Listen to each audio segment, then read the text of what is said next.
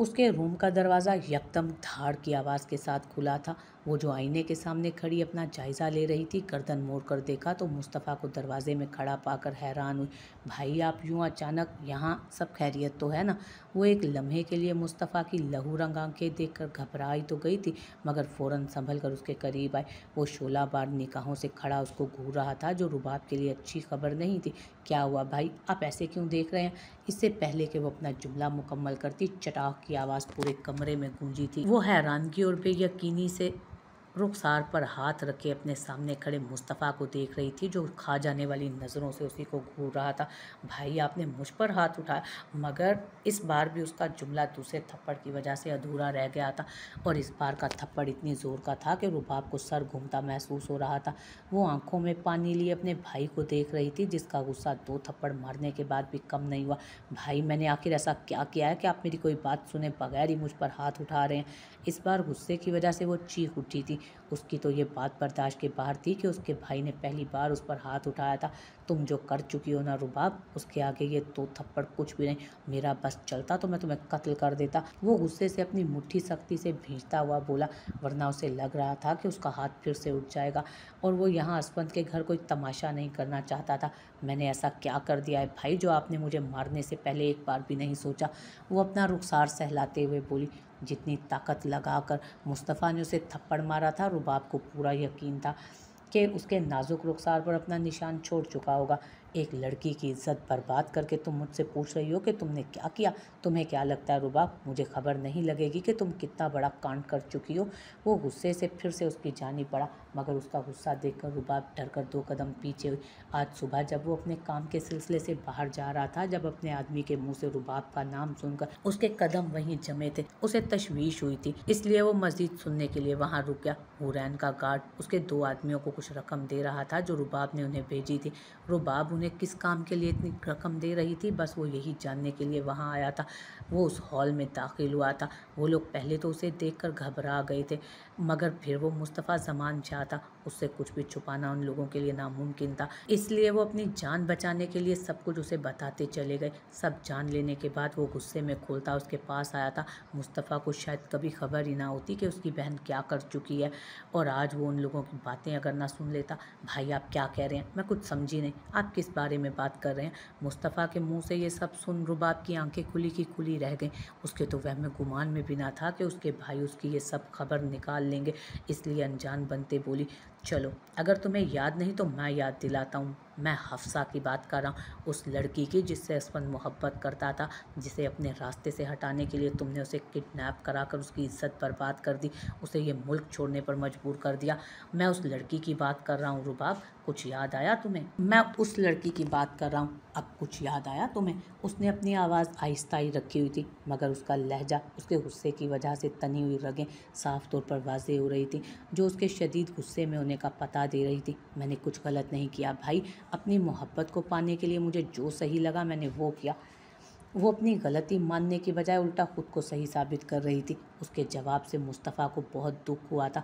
उसे लगा कि शायद वो कह दे कि उसने नहीं किया या उससे गलती हुई, मगर वो शर्मिंदा होने की बजाय ऐसे बोल रही थी जैसे उसने कुछ किया ही नहीं, या जो किया वो गलत है ही नहीं। अगर तुम्हें ऐसा लगता है कि तुमने जो किया वो सही किया, तो फिर अब मैं भी वही करूँगा जो मुझे सही लगता है। मुस्तफ़ा को अपनी बहन से हरगिज़ ऐसी उम्मीद नहीं थी। उसे उस वक्त बहुत अफसोस हो रहा था कि उसकी बहन की वजह से असफंद अपनी मोहब्बत से दूर था। क्या मतलब, आप क्या करेंगे? मुस्तफ़ा की बात पर रुबाब को अपने आसपास खतरे की घंटी बजती महसूस हुई। मैं अब भी और इसी वक्त असफंद को जाकर सब सच बता दूंगा कि तुम उसके साथ क्या कर चुकी हो। इसके बाद वो कोई भी फैसला ले, तुम्हें उसे कबूल करना होगा। वो एक एक लफ्ज़ पर जोर देता रुबाब का सकून बर्बाद कर गया। उसके वहमो गुमान में भी ना था कि उसका भाई ऐसा कुछ करेगा। नहीं भाई, आप अपनी बहन के साथ ऐसा नहीं कर सकते। सब हकीकत जानने के बाद असफंद का क्या फैसला होगा आप अच्छी तरह जानते हैं। वो परेशानी से अपने भाई की जानिब बढ़ी थी, आंखों में यकदम झूठे आंसू आए। तुम्हारे ये आंसू मुझे रोक नहीं सकते रुबाब, मैं पहले इनकी वजह से एक गलती कर चुका हूँ, अब दूसरी नहीं। वो बेदर्दी से उसे अपना आप छुड़वाता हुआ दरवाजे की तरफ बढ़ा। भाई मैं प्रेग्नेंट हूँ, अगर आपने असफंद को सच बता दिया तो वो मुझे छोड़ देगा। रुबाब ने अपनी आखिरी चाल चली थी, और उसकी बात सुनकर मुस्तफ़ा के दरवाजे की तरफ बढ़ते कदम रुक गए। जब से उसे ये मालूम हुआ कि वो तब से ही नाखुश थी, क्योंकि वो अभी माँ बनने के लिए तैयार नहीं थी। उसने सोचा था बगैर किसी को खबर वर्दी है वो इसे ख़त्म कर देगी, मगर उसे मुस्तफ़ा को रोकने के लिए यही रास्ता मिला था। शायद बच्चे का सुनकर वो असफन को कुछ ना बताते। आप इस बार मेरे बारे में ना से कम से कम इस बच्चे के बारे में सोचें। वो उसको इल्तजाई नज़रों से देखते हुए बोली, मगर मुस्तफ़ा अब उसके असल चेहरे से वाकिफ़ हो चुका था। तुम्हारे पास दो रास्ते हैं रुबाब, या तो तुम खुद जाकर असफन को सब सच बता दो। वो अपनी बात कहता एक लम्हे के लिए रुका, या फिर इस बच्चे की पैदाइश के बाद ये बच्चा असफन को देकर उसकी ज़िंदगी से हमेशा के लिए चली जाओ, बगैर उसे अपने जाने की वजह बताए, ताकि वो सारी ज़िंदगी तुमसे ये सोचकर नफरत करे कि तुम उसके बच्चे को तड़पता हुआ छोड़कर चली गई। वो सख्त लहजे में बोलता रुबाब की तरफ बढ़ा। अगर मैं इनमें से एक भी ना करूं तो? वो उसकी आंखों में आंखें डालकर बोली थी। उसकी ये हरकत मुस्तफ़ा के गुस्से को मज़ीद बढ़ा गई। तो मैं खुद जाकर असफन को सब सच बता दूंगा, उसके बाद पता है ना क्या होगा, तुम्हें वो खुद तलाक देगा ही देगा, इस बच्चे और तुमसे भी नफरत करेगा। इसलिए उस मासूम की ज़िंदगी ख़राब करने से बेहतर है कि तुम खुद ही उसे छोड़कर चली जाओ, क्योंकि तुम जैसी लड़की असफन के साथ रहने के लायक ही नहीं। मुस्तफ़ा ये सिर्फ उस बच्चे के लिए कर रहा था। उसे डर था कि रुबाब की हरकत की वजह से वो अपने बच्चे को अपनाने से इनकार ना कर दे। आप भाई होकर अपनी बहन के साथ ऐसा कैसे कर सकते हैं? वो बेयकीनी से उसे देखते हुए बोली, जिसने उसके सामने कोई रास्ता नहीं छोड़ा था। शुक्र करो एक भाई होने की वजह से मैं उसे कुछ बता नहीं रहा, इसलिए चुपचाप उसकी ज़िंदगी से खुद ही चली जाओ तुम, इसी में तुम्हारी बेहतरी है। मुस्तफ़ा की बात पर रुबाब सब्र का घूंट पीकर रह गई, क्योंकि उसके खामोश रहने में भलाई थी। नहीं असफन, तुम लोगों को यहाँ आने की ज़रूरत नहीं है। हूर बिल्कुल ठीक है, बस बेहोश है। गोली बस उसे छू कर गुजरी थी। मुस्तफ़ा रूम में इधर से उधर चक्कर लगाता फ़ोन पर बात कर रहा था टहलते हुए। उसकी आवाज़ पर ही हुरैन की आंख खुली थी। फ़ोन कान से लगाए वो उसके बेड के सामने खड़ा था। उसकी पुश्त हुरैन की जानिब थी, इसलिए वो उसे होश में आता देख नहीं पाया। नहीं, ज़्यादा परेशान होने वाली बात नहीं है। वैसे भी डॉक्टर ने कहा है मैं इसे शाम तक घर भी ले जा सकता हूँ। अपनी बात कहता जैसे ही वो उसकी जानिब पलटा तो हूर को होश में आता देख उसका चेहरा खुशी से खिल उठा। असफन, मैं तुमसे बाद में बात करता हूँ। हूर को होश आ गया। वो कॉल कट करता बेचैनी से उसकी जानिब बढ़ा और हुरैन ने लेटे हुए मुकम्मल उसका जायज़ा लिया। वो उसी दिन वाली शर्ट में मलबूस था, आस्तीन कोहनी तक फोल्ड किए हुए, बिखरे बाल, चेहरे पर थकन, जिससे साफ जाहिर हो रहा था कि वो एक लम्हे के लिए भी सुकून से ना रहा। नहीं, ज़्यादा परेशान होने वाली बात नहीं। वैसे भी डॉक्टर ने कहा है मैं उसे शाम तक घर भी ले जा सकता हूँ। वो अपनी बात कहता जैसे उसकी जानिब पलटा तो हूर को होश में आता देख उसका चेहरा खुशी से खिल उठा था। असफन, मैं तुमसे बाद में बात करता हूँ। हूर को होश आ गया। वो कॉल कट करता बेचैनी से उसकी जानिब बढ़ा और हुरैन ने लेटे हुए मुकम्मल उसका जायज़ा लिया। वो उसी दिन वाली शर्ट में मलबूस था, आस्तीन कोहनी तक फोल्ड की हुई थी, बिखरे बाल, चेहरे पर थकन थी, जिससे साफ जाहिर हो रहा था कि वो एक लम्हे के लिए भी सुकून से ना रहा हो। खुदा का शुक्र है हुरैन, तुम्हें होश आ गया, मैं तो डर ही गया था। वो उसके बेड के करीब रखी चेयर पर बैठते उससे मुखातिब हुआ। हूर का साइड पर रखा हाथ अपने हाथों में थाम चुका था। अगर तुम्हें कुछ हो जाता तो मैं खुद को कभी माफ़ ना कर पाता, कभी भी नहीं। वो बेचैनी से बोलता, हूर के हाथों को अपने लबों से लगाकर जा बजा अपने नर्म गर्म लबों का लम्स उसके ठंडे हाथों पर छोड़ रहा था। उसकी इतनी शिद्दत पर हुरैन की पलकें नम हुई थी। वो बस यकटुक उसको देखे जा रही थी, जब उसके हाथों को किसी कीमती चीज़ की तरह अपने लबों से छूकर अपने चेहरे से लगा रहा था। क्या हुआ, तुम रो क्यों रही हो? तकलीफ़ ज़्यादा हो रही है क्या तुम्हें? हूर की सिसकी जब मुस्तफ़ा की समात से टकराई तो वो अपना चेहरा उठाकर उसकी तरफ देखता बेचैनी से पूछने लगा। उसके चेहरे को अपने दोनों हाथों में वो थाम चुका था। आपको तो खुश होना चाहिए। अगर मुझे कुछ हो जाता तो आपको मुझसे और इस रिश्ते से आज़ादी मिल जाती। वो अपने शाने पर होती तकलीफ़ को बर्दाश्त करती नम लहजे में बोली। एक आंसू टूटकर उसके बालों में जज्ब हुआ। तुम्हारी तबीयत ठीक नहीं, इसलिए फालतू की बातें सोचकर अपने दिमाग पर जोर मत डालो। उसका लहजा सख्त हुआ था, साथ ही उसके चेहरे पर उसकी पकड़ सख्त हुई, मगर वो उसे कोई तकलीफ़ नहीं दे रहा था। ये फालतू की बातें नहीं हैं मुस्तफ़ा, इन्हीं बातों की वजह से हम दोनों खुश नहीं रह पा रहे। अच्छा होता वो गोली मुझे सिर्फ छू कर ना गुजरती और हम दोनों की मुश्किल आसान हो जाती। और ये दर्द उस दर्द से ज़्यादा था जो वो पिछले दिनों उसकी बेरुखी की दूरी की वजह से बर्दाश्त कर पा रही थी।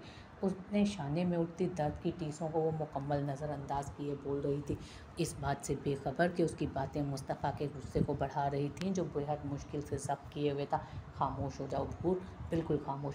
अब मैं मज़ीद एक और लफ्ज़ बर्दाश्त नहीं करूँगा। वो उसके चेहरे को अपने हाथों में थामे सख्ती से अपनी आंखें बंद करते हुए पेशानी उसकी पेशानी पर रखकर गहरे गहरे सांस ले रहा था, जैसे अपने अंदर उठते तूफान को कम करने की कोशिश कर रहा था। तुम नहीं जानती हूर, मैं कल से अब तक किस हालत से गुजरा हूँ, तुम्हें इस हाल में देखकर 1000 मौत मरा हूँ मैं। वो अपनी आंखें बंद किए उस लम्हे को भूलने की कोशिश कर रहा था जब वो बेसुध खून से लथपथ उसकी बाहों में थी। वो लम्हा उसके लिए किसी कयामत से कम ना था। मुस्तफ़ा, क्या आपको कभी भी मुझसे मोहब्बत नहीं हुई? हुरैन ने अपनी आंखें खोलकर उसे देखा, जो अभी भी उसकी पेशानी से अपनी पेशानी टिकाए उसके चेहरे पर झुका अपनी आंखें बंद किए हुए खड़ा था। हुरैन अपने हाथ बढ़ाकर उसके चेहरे को नरमी से छूते हुए बोली, जैसे यकीन करना चाह रही हो कि वो हकीकत में उसके इतने करीब खड़ा है और ये कोई ख्वाब नहीं। मुस्तफ़ा, जो अपनी आंखें बंद किए उसको महसूस करके खुद को यकीन दिला रहा था कि वो बिल्कुल सही सलामत है, उसकी बात पर उसके पास है। हुरैन की बात पर उसके हाथ का लम्स अपने रुखसार पर महसूस करके उसने यकदम अपनी आंखें खोलकर देखा। जो आंखों में पानी लिए उसी को तक रही थी। आप मेरी इतनी फ़िक्र करते हैं, मेरे लिए इतना परेशान रहते हैं, इस सब के बावजूद भी कभी आपको मुझसे मोहब्बत नहीं हुई? वो फिर से अपना सवाल दोहरा रही थी और मुस्तफ़ा उसके सवाल पर यकदम उससे दूर हुआ था, जिससे हुरैन की आंखों में मज़ीद पानियों की रवानी आई थी। जिन सवालों के जवाब से तुम्हें तकलीफ़ होगी, उन सवालों को करके मज़ीद खुद को अजियत मत दो। वो बेतासुर चेहरा लिए उसकी तरफ देख रहा था। हूर के आंसू उसे तड़पा रहे थे, मगर वो खुद पर जब्त किए पत्थर बना खड़ा उसे देखता रहा। मेरे सवाल का जवाब दो, मुझे जब तक जवाब नहीं मिलेगा मैं तब तक सवाल करती रहूँगी। वो भी ज़िद्दी लहजे में बोली। आज वो साफ साफ जान लेना चाहती थी आखिर मुस्तफ़ा के दिल में उसके लिए है क्या। उसके चेहरे, उसके हर अंदाज से साफ ज़ाहिर होता था कि वो उससे मोहब्बत करता है, मगर वो लफ्ज़ों में कहता जाने क्यों डरता था। मैं आज आपसे आखिरी बार पूछ रही हूँ मुस्तफ़ा, अगर आपके दिल में मेरे लिए मोहब्बत है तो मेरा हाथ थाम लीजिए। वो भीगे लहजे में कहती, आंखों में उम्मीद लिए उसका अपना हाथ उसकी जानिब बढ़ा गई। अगर मुझसे मोहब्बत नहीं करते तो आप अभी इसी वक्त यहाँ से चले जाएं, क्योंकि इस वक्त मैं उस शख्स के साथ रहना चाहती हूँ जो मुझसे मोहब्बत करता हो, ना कि उस शख्स के साथ जो मुझसे मोहब्बत नहीं करता, सिर्फ अपनी ज़िम्मेदारियाँ निभा रहा है। उसने अपनी नज़रें दरवाजे की तरफ करते हुए कहा, जबकि उसका हाथ अभी भी उसकी जानिब बढ़ा था। वो मुंतज़िर नज़रों से उसको देख रही थी, जो कभी उसके बड़े हाथ को देखता तो कभी उसके चेहरे की तरफ। अगर तुम ऐसा चाहती हो तो ठीक है। वो अपनी बात कहता हुआ एक कदम आगे बढ़ा, जो हूर के चेहरे पर एक खुशी की चमक लाया, मगर अगले ही लम्हे वो पलटा। मैं जा रहा हूँ, अगर मेरी ज़रूरत हो तो एक आवाज़ दे देना, आ जाऊँगा मैं। वो अपनी बात कहता वहाँ रुका नहीं था, अपने भारी कदमों में उसका दिल रोंदता हुआ उस रूम से निकल गया। हुरैन भीगी पलकों से उसको दूर जाता हुआ देखती रह गई थी। वो गुनगुनाती अपनी और असफन की वार्डरोब सही कर रही थी। आज उसका मूड काफ़ी खुशगवार था और उसके अच्छे मूड की वजह उसकी माँ थी, जिससे आज उसकी बात हुई थी। उनसे बात करके हफ्सा मुतमईन हुई थी। उसने अपनी माँ को सब बता दिया था। रुखसार बेगम पहले तो उसके निकाह का सुनकर परेशान हुई, मगर जब उन्हें मालूम हुआ कि उसका निकाह असफन से हुआ है तो उनके अंदर एक सुकून सा उतर गया, क्योंकि वो हफ्सा की मोहब्बत से वाकिफ़ थी। उसके दिल पर जो बोझ था वो आज अपनी माँ से बात करके हल्का महसूस कर रही थी। बस अब वो असफन को सब बताना था, जिसकी वजह से आज तक वो उससे इतनी नफरत करता आया था। वो उसे बता देना चाहती थी कि वो बेवफा नहीं, मजबूर। वो वक्त वो भी कभी नहीं भूल सकती थी जब रुबाब के आज़ाद करने के बाद वो घर आई। उसने अपने बाप भाई को सच बताने की कोशिश की, मगर किसी ने उसकी नहीं सुनी।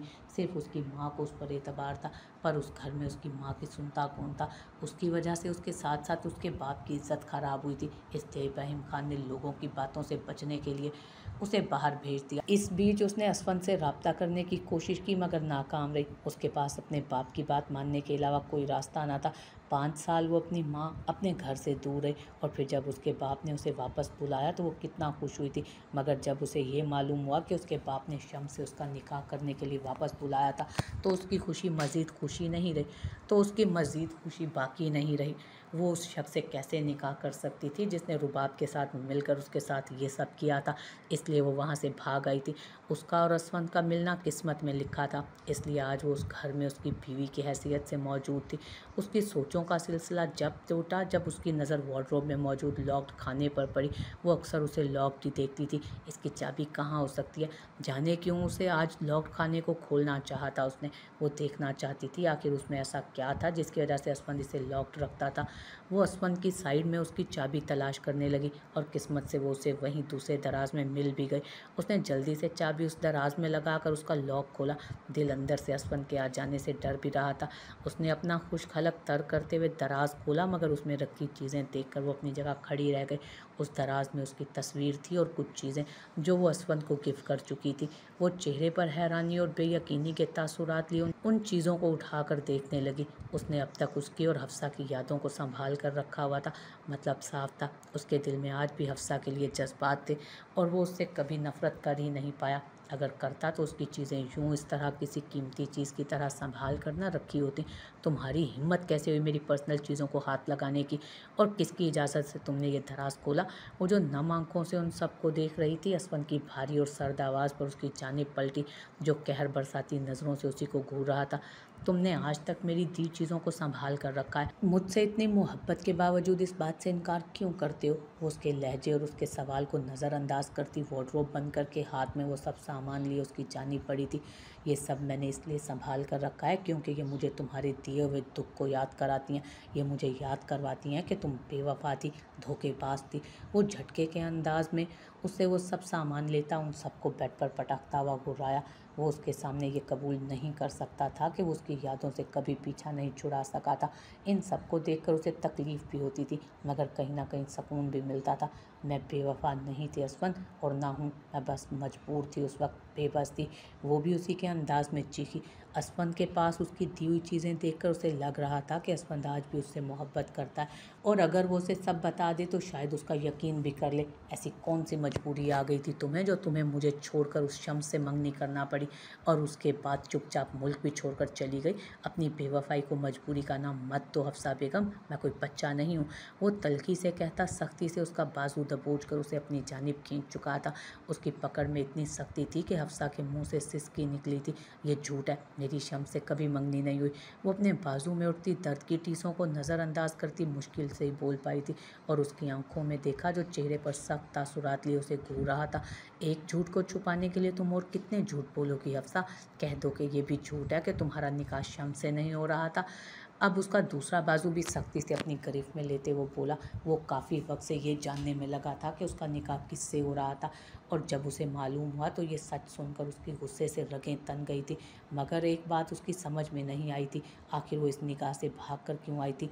क्या हुआ, खामोश क्यों हो गई? बोल दो ये भी झूठ है। वो उसकी खामोशी पर तंजिया मुस्कुराया। वैसे मुझे हैरानी नहीं हुई ये जानकर कि तुम उसे निकाह वाले दिन छोड़कर भाग गई। जानती हो क्यों? वो एक लम्हे को रुका, जैसे कुछ सोचा। क्योंकि तुम्हारी तो आदत है ना एक को छोड़कर दूसरे का हाथ थाम लेने की, मगर बदकिस्मती से तुम्हारा रास्ता फिर से मेरे पास आकर रुक गया। उसके जहरखंद लहजे पर हफ्सा ने तड़प कर उसकी तरफ देखा और अपनी पूरी ताकत लगाकर अपने आप को उससे आज़ाद करवाया। हाँ, मैं भागी थी अपने निकाह से, क्योंकि मैं उस शख्स से मर कर भी निकाह नहीं कर सकती थी जिसने मेरा किडनैप करवा कर मेरी इज्जत, मेरी ज़िंदगी बर्बाद कर दी, सिर्फ मुझे हासिल करने के लिए। वो चीखती हुई एक सांस में बोलती चली गई। उस वक्त उसका पूरा बदन लरस रहा था, आंखों से आंसू मुसलसल बह रहे थे, जबकि इतने बड़े इंकशाफ पर असफन बेयकीनी से कैफियत में खड़ा उसको देखता रह गया। 6 साल पहले हमें अलग करने के लिए बहुत बड़ा खेल खेला गया था असफन, वो कांपती हुई आवाज़ में उसे सच से आगाह कर रही थी जो अब तक उससे छुपा हुआ था। बस खामोश हो जाओ हफ्सा। तुम्हें क्या लगता है कि 5 साल बाद तुम मेरे सामने आओगी और कुछ भी बोलोगी और मैं उस पर यकीन कर लूँगा? वो उंगली उठाकर उसको खामोश रहने का इशारा करते बोला, जबकि आंखें उस वक्त कहर बरसा रही थी। उस वक्त वो उसकी बातों से बिल्कुल उलझ कर रह गया था। नहीं असफन, तुम्हें सुनना होगा, क्योंकि इस खेल में शम्स अकेला नहीं, कोई और भी उसके साथ शामिल था। और जानते हो वो कौन है? वो आहिस्ता से कदम उठाती उसके करीब हुई। असफन की बेतबारी से उसे दुख तो हुआ, मगर वो अब मज़ीद खामोश नहीं रहना चाहती थी। और वो शख्स कोई और नहीं, रुबाब थी। उसने और शम्स ने मिलकर ये सब किया था। वो आहिस्ता से बोलती मज़ीद उसके करीब हुई, मगर अगले ही लम्हे उसका बाजू फिर से असफन की गिरफ्त में था। बस बहुत हो गया हफ्सा, अब एक और लफ्ज़ नहीं। मैं कैसे यकीन कर लूँ कि तुम जो भी कह रही हो सच है? वो सख्त नज़रों से उसको घूरते हुए बोला। उसका दिल कह रहा था कि वो उसकी बात पर यकीन कर ले, मगर दिमाग इनकारी था, इसलिए कि मैं आज तक सच कहते हुए डरती थी तुमसे असफन। पर एक बार मेरी आंखों में देखो, क्या तुम्हें लगता है कि मैं इतना बड़ा झूठ बोल सकती हूँ। अगर मुझे शम्स से शादी करनी होती तो मैं निकाह वाले दिन क्यों भागती अपने घर से। वो उसकी आंखों में झांकते हुए बोल रही थी, जबकि उसकी आंखों में सच्चाई देख एक लम्हे के लिए असफन को उसकी बात पर यकीन सा आया, मगर अगले ही लम्हे वो उसका बाजू छोड़कर उससे दूर हुआ और बगैर उसे कुछ भी कहे कमरे से निकल गया। उसे लग रहा था कि अगर वो कुछ देर और वहाँ रुकता तो हफ्सा की बात पर यकीन कर लेता, मगर वो इतनी आसानी से वो तकलीफ़ कैसे भूल सकता था जो वो सह चुका था।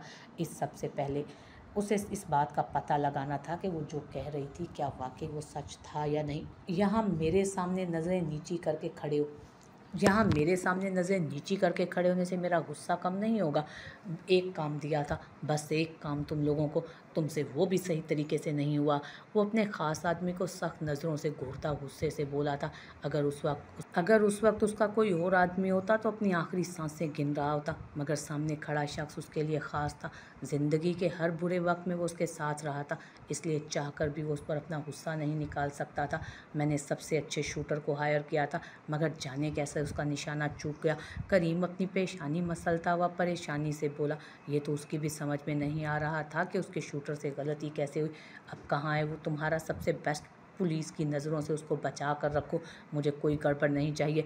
खान ने उसे याद दिलाना ज़रूरी समझा। यकीनन इस हादसे के बाद पुलिस भी इन्वॉल्व हुई होगी और वो उसमें फंसना नहीं चाहता था। कोई गड़बड़ नहीं होगी खान, क्योंकि जिससे तुम्हें ख़तरा है मैं उसको ही ख़त्म कर चुका हूँ। उसके ऑफिस रूम में आती उस अनजानी आवाज़ पर खान के साथ करीम ने भी पलट कर देखा तो मुस्तफ़ा को दरवाजे में खड़ा पाया, जो माथे पर लातादाद शिकने लिए उन दोनों को खड़ा घूर रहा था। क्या हुआ? मुझे यहाँ देखकर हैरान हो गए। वो उन दोनों को अपनी जानिब हैरानी से देखता हुआ पाकर तंजिया अंदाज में बोला। उसके ऑफिस में अब वो दाखिल हो चुका हुआ था। तुम्हारी हिम्मत कैसे हुई यहाँ आने की, और किसकी इजाज़त से तुम अंदर आए हो? खान अपनी हैरानी पर काबू पाते सख्त लहजे में बोला। इतने साल में ये पहली बार था जब मुस्तफ़ा ज़मान शाह उसके ऑफिस में उसके सामने मौजूद था। हिम्मत की बात कर रही हो तुम? तो मैं तुम्हें बता दूं कि अभी मैं तुम्हारे उस आदमी को मौत की नींद सुला कर आया हूँ जिसने मेरी हूर को तकलीफ़ दी थी। वो एक एक लफ्ज़ पर ज़ोर देता हो रहा है।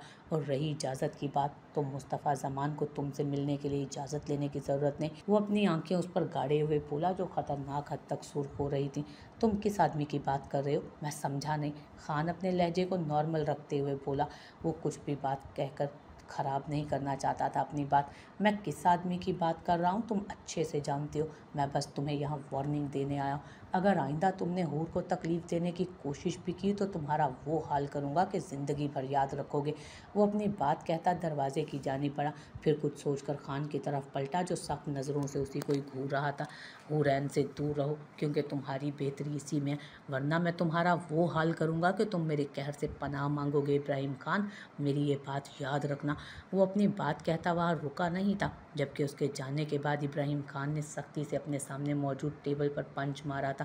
मुस्तफ़ा की उसके ऑफिस में मौजूदगी से जाहिर हो गया था कि वो इस बात से वाकिफ़ था कि हूर की जान का दुश्मन और कोई नहीं इब्राहिम खान था, उसका ताया। इस मुस्तफ़ा का कुछ करना होगा करीम, वरना ये हमारे रास्ते की मुश्किल बना रहेगा हमेशा। वो अभी भी उस दरवाजे की तरफ देख रहा था जहाँ से मुस्तफ़ा निकला था। उनके बीच अब चूहे बिल्ली का खेल ख़त्म हो चुका था। अगर हूर को ख़त्म करना है तो हमें उसे मुस्तफ़ा से दूर करना होगा खान। करीम अपने मालिक की तरफ देखते हुए बोला, जो उसका गुस्से में खोल रहा था। हाँ, सही कहा, और मैं ये अच्छे से जानता हूँ कि हुरैन को मुस्तफ़ा से किस तरह से दूर किया जा सकता है। करीम की बात सुनकर इब्राहिम के चेहरे पर शैतानी मुस्कुराहट आई, जिसे देखकर उसके साथ खड़ा करीम भी मुस्कुराया था।